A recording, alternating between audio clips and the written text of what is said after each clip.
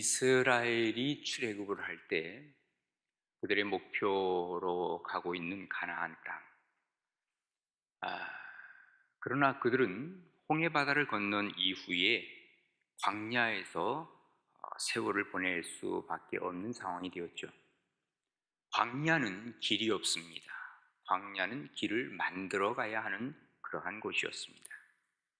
물론 하나님이 구름 기둥과 불 기둥으로 그들을 인도하셨지만 구체적으로 길의 상황을 아는 것이 중요했습니다. 그때 마침 만난 사람이 누구냐면 모세의 장인 루엘 혹은 이드로라 그러죠. 그의 아들을 호밥을 만나게 됩니다. 그러면서 호밥에게 우리와 동행하자, 우리의 길 안내자, 길잡이가 좀 되어달라, 이렇게 부탁을 하죠.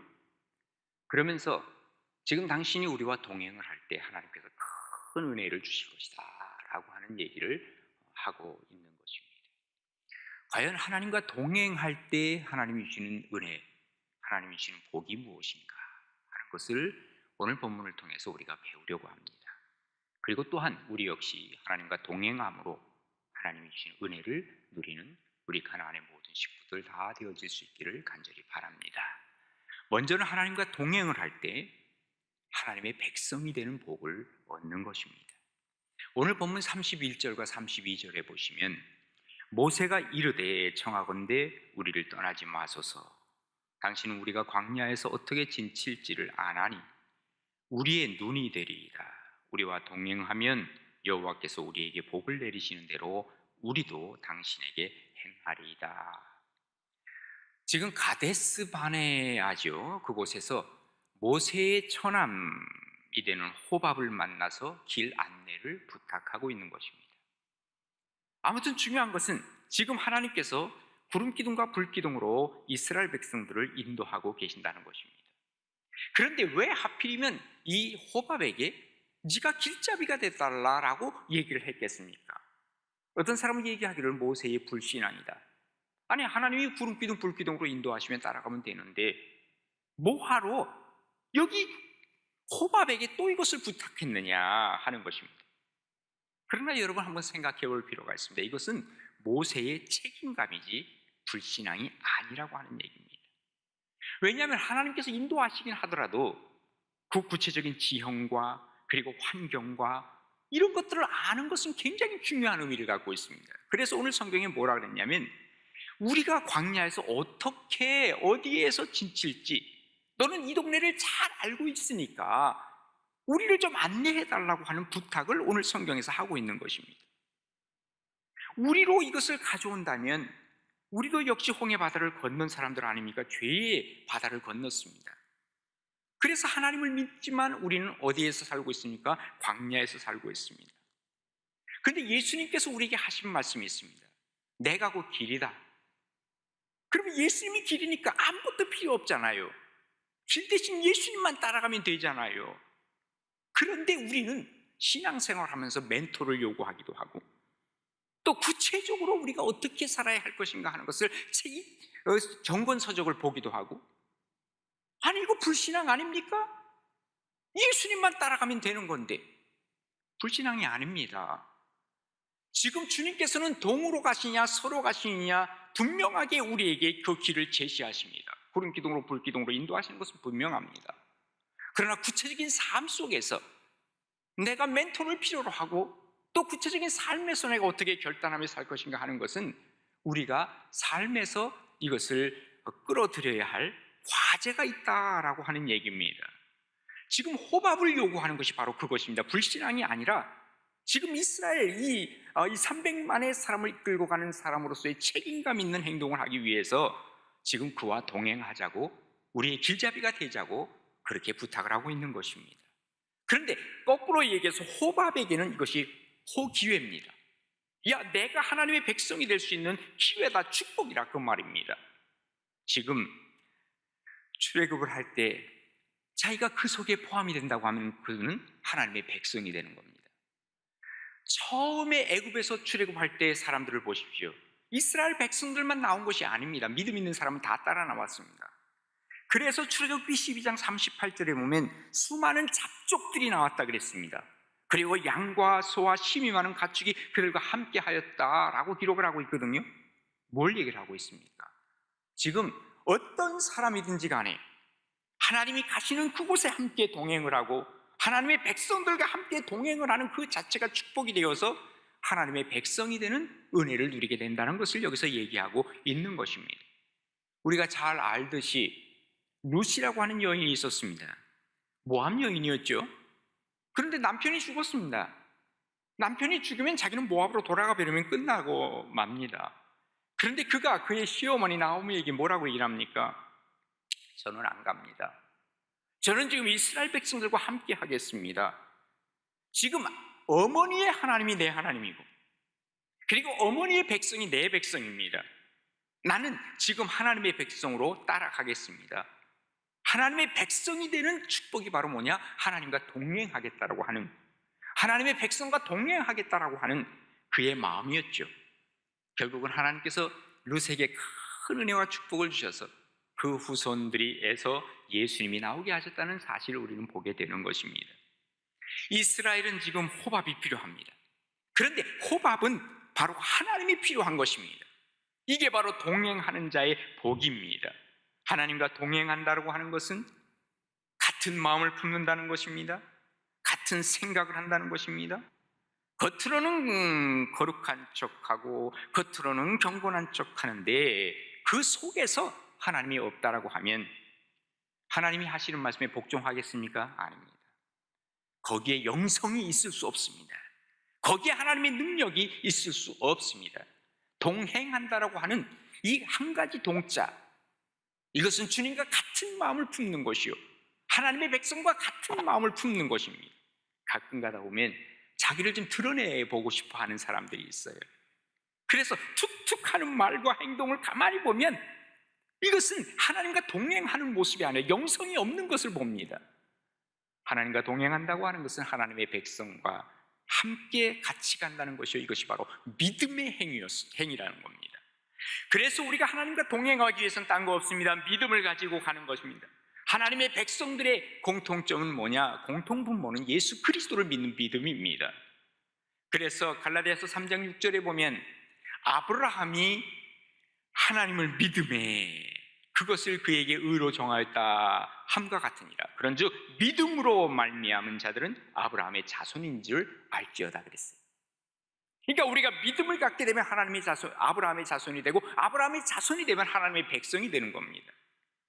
우리가 믿음을 갖고 이 영성이 점점 커가는 거예요. 그러다 보면 하나님의 백성으로서 하나님과 동행하는 복을 누리게 된다는 것이죠. 하나님은 모세를 통해서 호밥을 부르셨고 하나님의 백성이 되게 하셨습니다. 구약에 보면 하나님이 우리를 부르십니다. 거기에 대한 응답을 합니다. 그러면 하나님이 모이라고 하는 곳에 모입니다. 이런 사람을 가리켜서 카할이라고 얘기를 해요. 이게 하나님의 백성이 되는 겁니다. 신약에도 똑같습니다. 하나님이 부르십니다. 그러면서 예수 그리스도를 통해서 모이게 하십니다. 이런 사람들을 가리켜서 에클레시아, 오늘날로 얘기하면 교회라고 얘기를 하는 것입니다. 바로 이렇게 모인 사람들에게 하나님은 하나님의 백성으로서 축복을 하신다고 하는 것을 베드로 사도를 통해서 우리에게 알려주시는데, 네 가지 축복이 있죠. 베드로전서 2장 9절에 나오는 말씀입니다. 너희는 택하신 족속이요, 첫 번째, 왕같은 제사장이요, 거룩한 나라요, 그의 소유된 백성이다. 이 네 가지 축복이에요. 그러면서 이는 너희를 어두운 데서 불러냈다 그랬죠? 부르셨어요. 그의 기이한 빛에 들어가게 하신 이의 아름다운 덕을 선포하게 하려 함이니라 그랬습니다. 그러니까 하나님의 백성이 되는 축복이 바로 하나님과 동행하는데, 이것은 바로 택하신 족속이요, 왕같은 제사장이요, 거룩한 나라요, 그의 소유된 백성이 되는 이러한 은혜와 축복을 주시겠다는 거예요. 하나님의 백성이 된다는 것은 하나님의 나라 천국의 멤버가 되는 것입니다. 한마디로 말해서 천국의 시민권을 갖게 되는 것이죠. 천국 시민권을 갖고 있는 사람의 은혜가 뭡니까? 복이 뭡니까? 첫 번째로는 죽어서 천국 가는 거예요.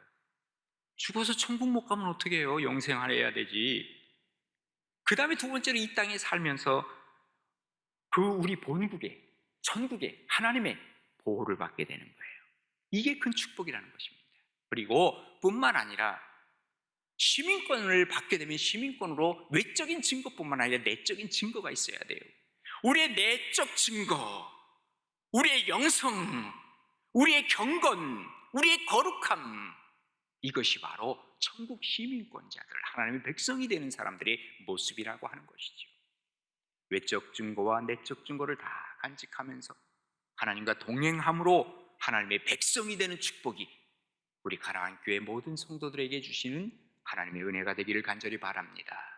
두 번째로는 중요한 것이 하나님의 인도를 받는 복입니다. 오늘 33절과 34절 우리 함께 읽습니다. 그들이 여호와의 산에서 떠나 3일 길을 갈 때에 여호와의 언약궤가 그 3일 길 앞서가며 그들의 쉴 곳을 찾았고 그들이 진영을 떠날 때에 낮에는 여호와의 구름이 그 위를 덮었었더라. 아멘. 하나님의 구름이 움직이기 시작합니다. 그러면 언약궤가 그 뒤를 따라갑니다. 그리고 그 진영이 그것을 또 따라서 이동을 합니다.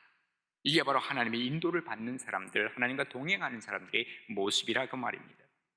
우리가 하나님과 동행하기를 요구하면 하나님은 절대로 우리를 뿌리치지 않으십니다. 아니, 오히려 함께 가자, 함께 가자, 주님이 말씀하십니다. 이것이 바로 우리에게는 축복이요 은혜입니다. 하나님의 인도를 받으면 정말 좋은 곳으로 하나님께서 끌고 가시느냐? 그렇습니까? 아닙니다. 하나님의 인도를 받았는데 이스라엘 백성들을 어디로 끌고 가십니까? 광야로 끌고 가시는 거예요. 왜? 연단을 받아야 돼요. 천국에 가기 전까지 우리는 연단을 받아야 되는 거예요. 그래서 로마서 5장 3절에 보면 우리가 환난 중에도 즐거워한대요. 왜? 환난은 인내는 연단은 소망을 이루는 줄을 우리가 알기 때문이라 라고 고백을 하고 있는 것입니다.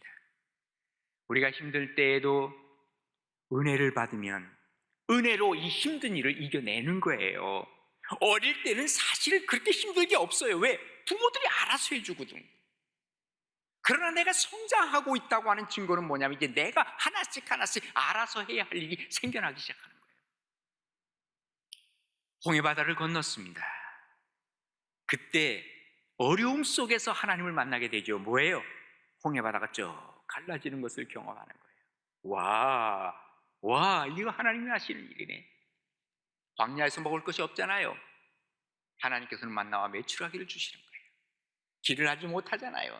그때 하나님께서는 구름 기둥과 불 기둥으로 인도하시는 것을 보는 거예요. 바로 이겁니다. 우리가 하나님의 백성이 되고 하나님과 동행할 때 하나님은 우리를 인도해 주시는 것을 경험하죠. 그 인도해 주실 때 좋은 곳으로 인도해 주질 않아요. 천국이라고 하는 가나안 땅으로 가긴 갔지만 과정 속에서는 어려움이 있어요. 요셉이 마찬가지. 하나님과 동행을 했지만 그럼에도 불구하고 그런 누명을 썼어요. 또 그럼에도 불구하고 그런 감옥에 가요. 이거는 과정이었어요. 하나님께서 요셉을 통해서 결국은 영광스러운 자리를 주님께서는 그것을 보여주시고 인도하심을 우리는 보게 되는 것이죠. 1950년대부터 역사학자인 아놀드 토인비가 쓴 말이 있어요. 지금까지도 모든 사람들의 입에서 회자하는 말이 있습니다. 그게 뭐냐면 포스트 모더니즘이라고 하는 말입니다. 현대주의, 모더니즘의 그 이후가 어떻게 될 것이냐 하는 거지. 그때 토인비는 이것을 세 가지로 요약을 했습니다. 첫 번째는 뭐냐면 세속화라고 그랬습니다. 그래서 영적 감각이 점점 멀어지고 세속화가 이게 가속화된다는 얘기를 그가 하고 있는 거예요. 이게 포스트 모더니즘의 첫 번째 특징. 두 번째 특징은 가치의 상대화라고 그랬습니다. 절대적인 건 없어요. 하나님의 말씀, 신앙, 절대화될 수 없다는 거예요. 그런데 그의 말대로 정말 가치의 상대화가 지금 계속 이루어지고 있는 것이죠. 가정 그동안은 중요했어요. 근데 가정이 뭐가 필요해? 결혼을 왜 해야 돼? 기존 가치에 대해서 모든 걸 다 상대화하기 시작하는 거죠. 세 번째는 실용주의라고 그랬습니다. 뭐 미래고 뭐고보다도 지금 당장 즐기는 게 더 좋은 거예요. 예? 이게 바로 포스트 모더니즘의 세 가지 특징이라고 그랬습니다. 그런데 최근에 들어서 4차 산업혁명이 함께 이게 연결이 되면서 가속화되기 시작합니다. 사물 인터넷이죠, 빅데이터죠, 인공지능이 나오기 시작하죠. 그리고 클라우드, 그 다음에 5G, 이것이 들어오기 시작하면서 이제 어떤 결과로 나오기 시작하냐면, 지금 포스트 모더니즘과 그리고 4차 산업혁명이 플러스 되면서 하나님 필요 없어. 뭐 하나님이라고 하는 것 인간이 만든 거지 우리가 굳이 따라갈 거 없고, 우리는 지금 이제 4차 산업혁명으로 들어가면서 우리는 인간이 뭔가를 만들어낼 수 있다라고, 인간이 무엇인지 할 수 있다라고 하는 자신감이 인간에게 있기 시작했죠. 그런 와중에 지금 코로나 바이러스가 지금 뜨기 시작한 겁니다. 보이지도 않는 건데 우리가 이길 수 없는 게 있네. 그야말로 우리 눈에 보지 못하는 것인데도 이 코로나 바이러스가 인간을 괴롭히기 시작하는 거예요. 지금요 4차 산업혁명이라는 말이 코로나 바이러스 나온 다음에는 쑥 들어가 버리고 말았어요. 하나님이 하지 아니하시면 안 되는, 물론 앞으로 이 바이러스 때문에 오히려 4차 산업혁명이 더 빨리 가속화될 것만은 사실이거든요. 그러나 하나님이 아니면 이 모든 것들이 다 바벨탑이 될 수 있다는 사실을 우리는 인정해야만 한다는 거예요. 우리가 마음으로 우리의 모든 것을 길을 계획할지라도 우리의 걸음을 인도하시는 분은 누구예요? 여호와 하나님이라고 하는 것을 잠언 16장 9절에서는 말씀하고 있는 것입니다. 주님의 인도를 받아야 돼요. 그래서 디모데후서 3장 16절이 그겁니다. 모든 성경 하나님의 말씀 감동으로 됐기 때문에 교훈을 주시고 책망을 주시고, 그리고 잘못되면 바르게 하는 것을 알려주시고, 그리고 의로 교육하게 유익하기에 하나님의 지도, 하나님의 인도를 받아야 한다는 것을 얘기하고 있는 것입니다. 푸른 기둥과 불기둥의 인도는 지금은 성령으로 인도하시는 인도하심입니다. 중요한 것은 하나님과 동행하겠습니다 하는 그 순간에 우리는 하나님의 인도를 받게 되고, 하나님의 인도를 받았을 때 마지막에는 천국에 이르게 된다는 사실을 우리가 믿음으로써 다시 한번 확인하며 하나님의 인도를 받는, 하나님과 동행하는 복된 우리 가나안의 모든 식구들 될 수 있기를 주님의 이름으로 축원합니다. 마지막으로 우리가 하나님과 동행하게 되면 승리하는 복을 얻게 됩니다. 35절 36절 같이 읽습니다. 괴가 떠날 때에는 모세가 말하되 여호와여 일어나사 주의 대적들을 흩으시고 주를 미워하는 자가 주 앞에서 도망하게 하소서 하였고, 그 괴가 쉴 때에는 말하되 여호와여 이스라엘 종족들에게로 돌아오소서 하였더라. 아멘. 자, 모세가 기도하기를 뭐라고 얘기합니까? 하나님 일어나세요. 그리고 주의 대적들을 흩어주세요. 주를 미워하는 자가 주 앞에서 도망하게 해주세요. 뭘 얘기를 하죠? 하나님 승리하게 해주세요. 승리하게 해주세요. 페르시아에 포로로 끌려갔던 다니엘의 세 친구 사드락과 메삭과 아벳느고를 우리는 잘 알고 있습니다. 그들이 신상 앞에서 절을 하지 않았기 때문에 결국 그들은 풀무불에 들어갈 수밖에 없었습니다. 세 명이 풀무불에 들어갔죠. 그런데 밖에서 보니까 불이 막 타고 있는데 거기 몇 명 있어요? 4명이 있었던 거예요. 아니 분명히 3명이 들어갔는데 왜 4명이나 있습니까? 그 한 분은 누굽니까?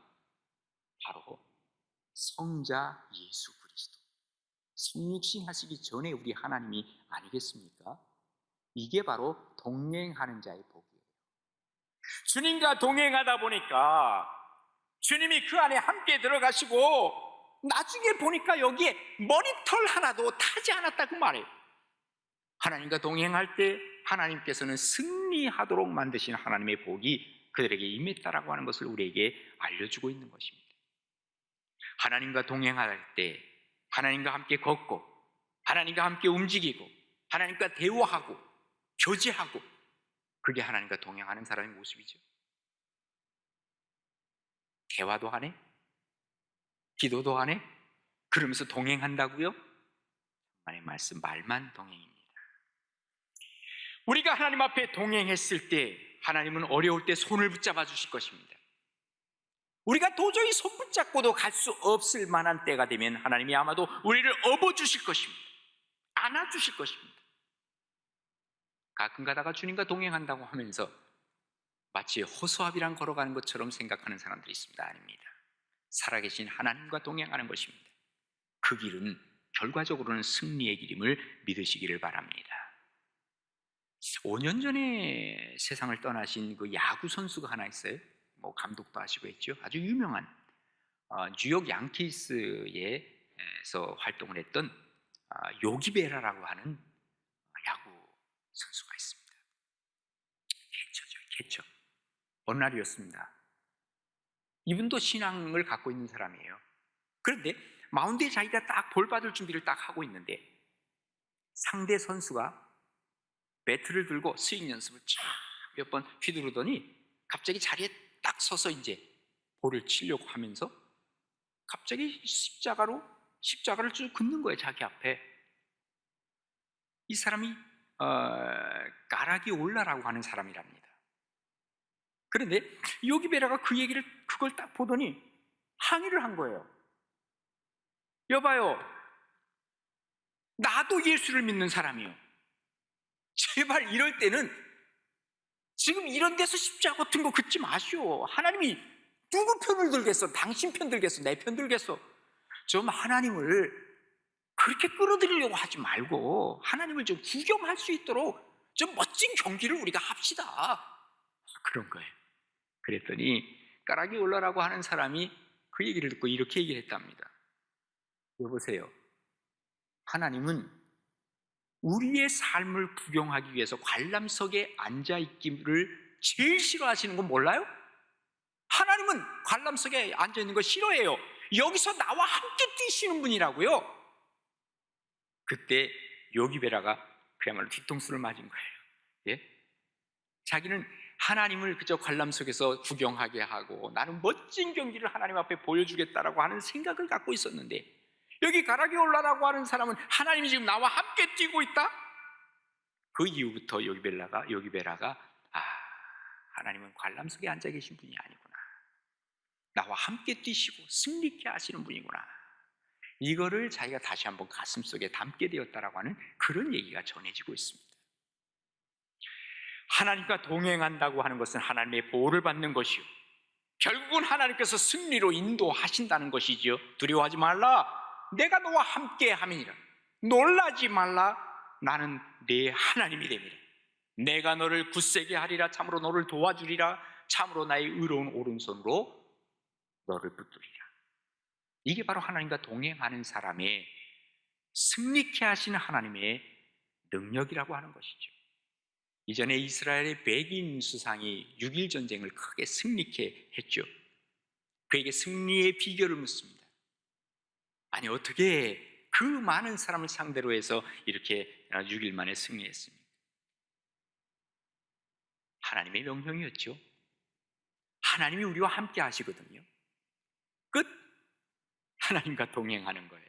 그러면 승리가 보장된다는 것입니다. 지난주에 우리 주 예수 그리스도께서 사망의 권세를 이기시고 승리하시고 부활하셨습니다. 부활신앙이라는 게 뭐예요? 부활신앙은 다른 거 아닙니다. 누군가에게 희망을 주는 신앙으로 살아가는 거예요. 그렇잖아요? 여러분, 우리가 과연 이 사회에 소망이 되고 희망이 되고 있는가? 그렇다면 우리는 부활신앙 갖고 있는 거예요. 그런데 세상에 소망을 주지 못한다고 하면 우리 교회가, 성도가 우리는 부활신앙을 잃어버린 거예요. 왜 우리가 요즘 이렇게 영상으로 예배드리고 우리가 정말 모이는 게 정말 중요한데도 불구하고 이렇게 예배를 드립니까? 이거는 이 땅에 소망을 주기 위한 것 아니겠어요? 내 힘으로는 불가능합니다. 하나님과 동행할 때 우리는 하나님이 승리케 하신다는 것을 기억하면서 오늘도 정말 하나님이 주신 은혜 가운데 주님, 내가 주님과 동행하겠습니다 하는 고백과 실제적으로 주님과 동행할 때 결국은 하나님께서 승리를 주신다는 것을 믿으면서 하나님과 동행하는 복된 우리 가나안의 모든 식구들 되어질 수 있기를 간절히 바랍니다.